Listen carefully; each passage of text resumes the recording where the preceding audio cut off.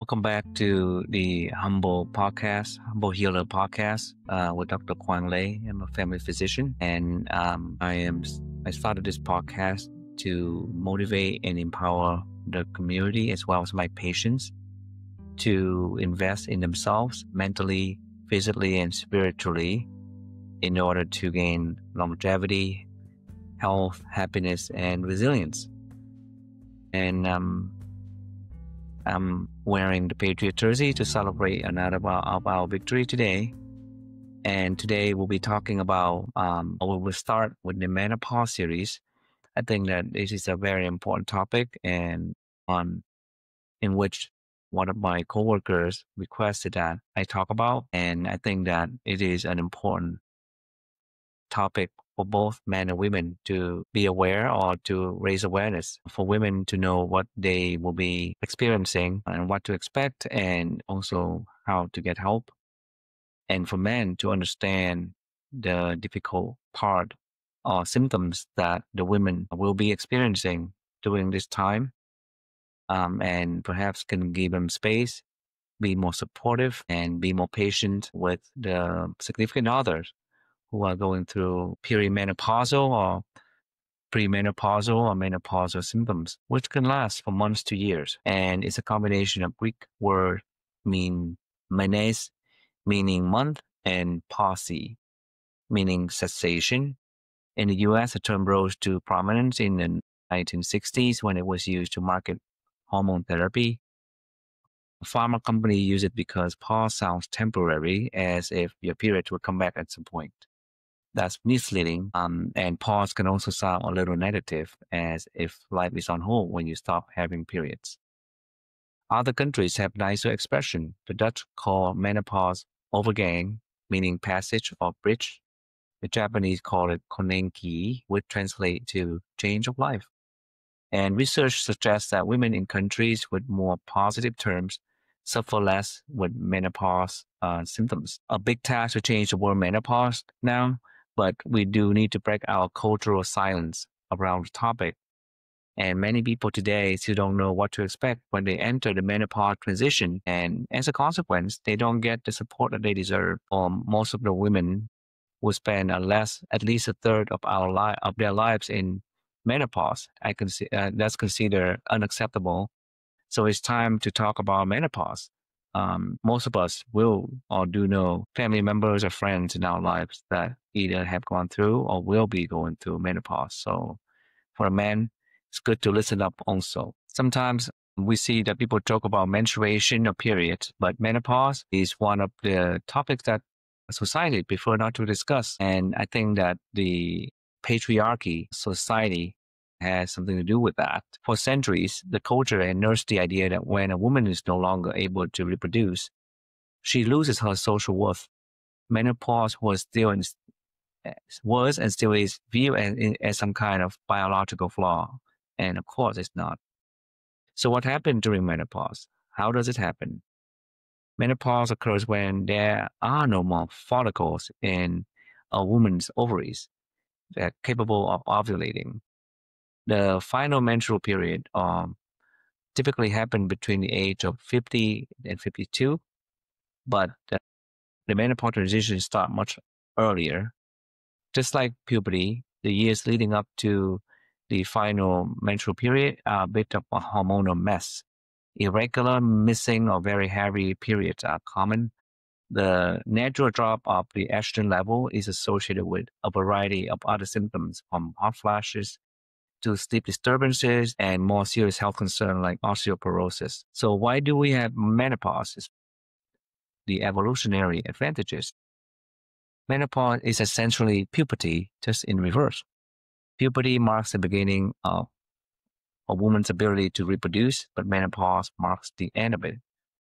During puberty, our hormone level rise and we become capable of ovulating, and the follicle in our ovaries ripen during each menstrual cycle, and one of them eventually releases a mature egg. If that egg is fertilized by copula or IVF and so on, it nests itself into the uterus and grows into a fetus. If the egg is not fertilized, then the uterus lining eventually shed starts to renew itself, and that's when women have periods. Every follicle need for each menstrual cycle is made before the females were even born. At week 20, a female fetus will have developed a maximum of 6 to 7 million primordial follicles. By the time that the woman had a first period, there are about 300,000 follicles left. In the 40s, the women lose more and more of these follicles, and as a result, the levels of hormone estrogen and progesterone would play an important role in coordinating the menstrual cycle drop, and the period become more and more irregular and eventually stopped altogether. When you have the final menstrual period, around 1,000 follicle or less remain, but none of them can ovulate anymore. And in the US, the average age for this is 51. And the women experience the menopause transition. When and how they experience those depend on genetics, health, and environment. Smoking, for example, can advance the onset of menopause by about 2 years.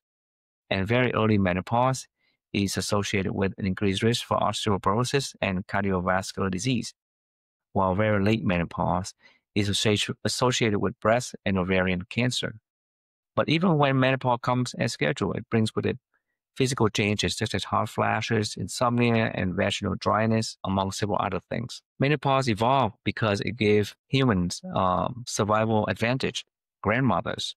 Raising children is a long, costly task for humans, and if duties and resources are shared, children are more likely to survive.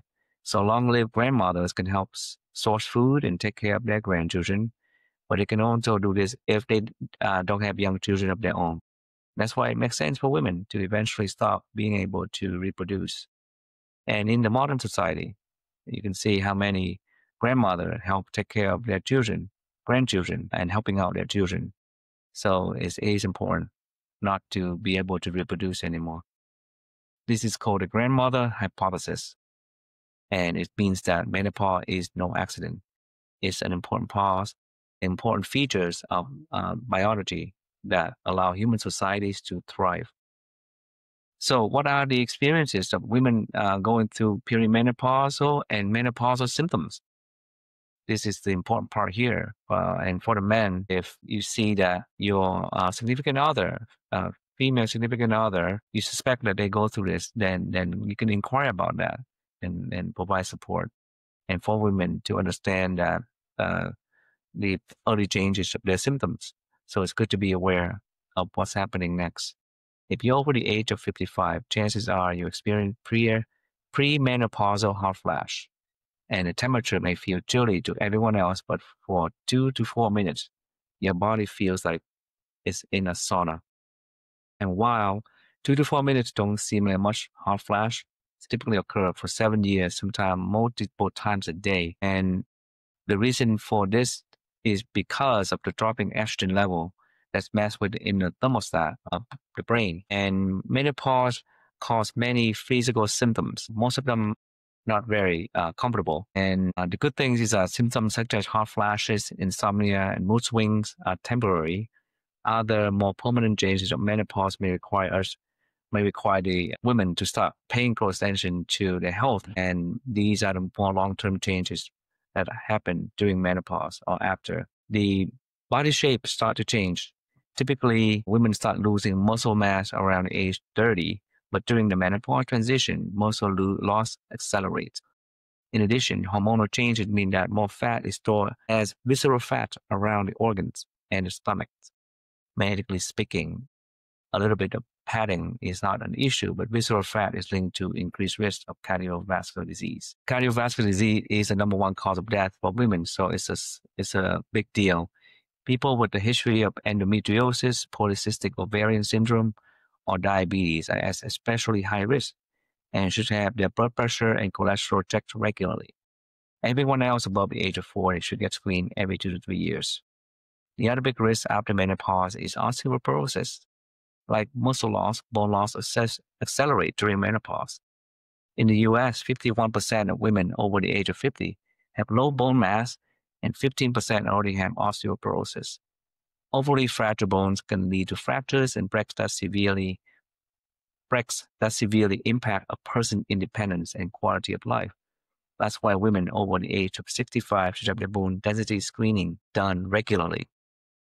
If there is a high genetic risk for osteoporosis, screening should start even earlier. In patients or in people that have low body mass, especially body mass index below 20, screening should even start earlier, and supplementation with calcium and osteoporosis medication should start earlier also.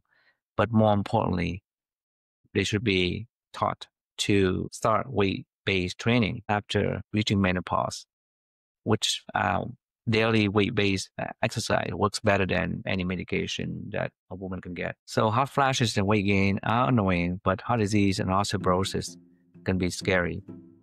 So in the next, in this part 2 of menopause series, we'll talk about interventions and what one can do to alleviate symptoms of menopause and also reduce the risk of long-term effects of menopause, such as osteoporosis and cardiovascular disease. And you can do that safely, not increasing the risk of cancer and so on. Hopefully we'll find this helpful, and please share with your loved ones to help them raise awareness about menopause in this quick video. Thank you, and please give me feedback. Hit the like button and subscribe to the channel and hit the bell notification. Thank you so much.